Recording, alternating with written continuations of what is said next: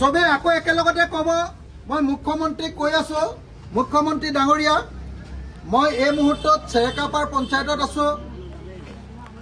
চেৰেকাপাৰ পঞ্চায়তৰ আমাৰ এইটো বৰপাত্ৰ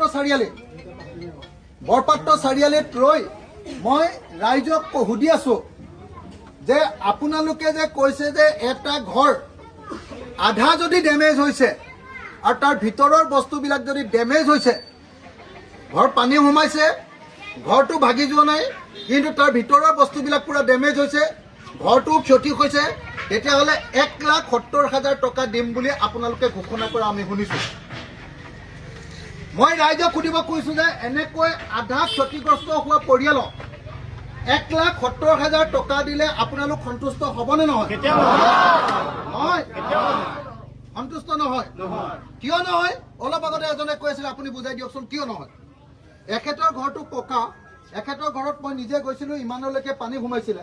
আপোনাৰ কি কি লোকচান হ'ল আৰু কিমান টকা আপুনি পাব লাগে? মোৰ ফল চিলিংখিনি সম্পূৰ্ণ। আপোনাৰ নামটো কি? মোৰ নামটো মানৱজ্যোতি গগৈ। কি গাঁও? মোৰ দৈগাপা সাতপথাৰ গাঁৱৰ 2 নং ৱাৰ্ড। মোৰ সম্পূৰ্ণ ফল চিলিংখিনি ডেমেজ হৈছে, য'ত মোৰ ঘৰত 3-4 লাখ টকা। মোৰ এটা আইফোন নষ্ট হৈছে যিটো 80,000 টকা, মোৰ LED নষ্ট হৈছে যিটো 40,000 টকা, মোৰ ফ্ৰিজ নষ্ট হৈছে যিটো 30,000 হ'ব। মানে অল টোটেল মানে মোৰ ঘৰত 8-9 লাখ টকা লোকচান হৈছে। চব স্কুটি বাইক চব, গাড়ীখন বাচিছে, গাড়ীখন তুলিছোঁ কিন্তু স্কুটি বাইক চব ডেমেজ। বাকী ফ্ল'ৰ মানে বানপানী খহাই নিছে। আপোনাৰ পিছফালৰ ডোখৰ আপোনাৰ মানে সোফা সেটটো আপোনালোকৰ মই দেখি আছো কমপ্লিট খতম, চব খতম।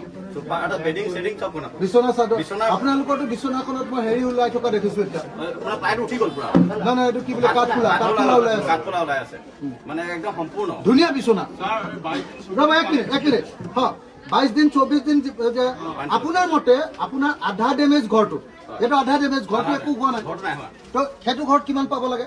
মোৰ মতে একেবাৰে কমকৈ মই 9-10 লাখ পাবই লাগে।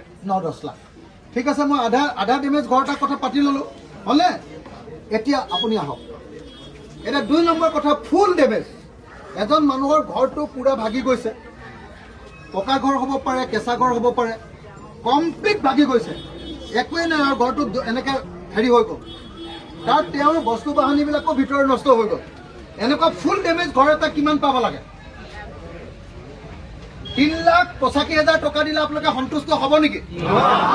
3,85,000 টকা দিলে হ'ব নেকি সন্তুষ্ট? কিমান দিব লাগে এনে?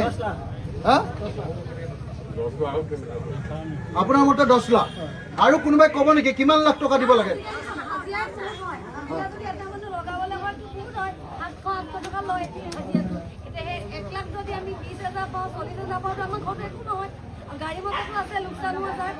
মই ফুল ডেমেজৰ কথা কৈছো। 3,85,000 টকা দিলে সেইটো হ'বনে নহয়?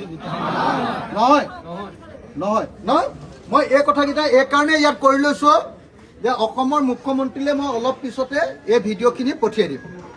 তো এতিয়া এই দুটা গ'ল।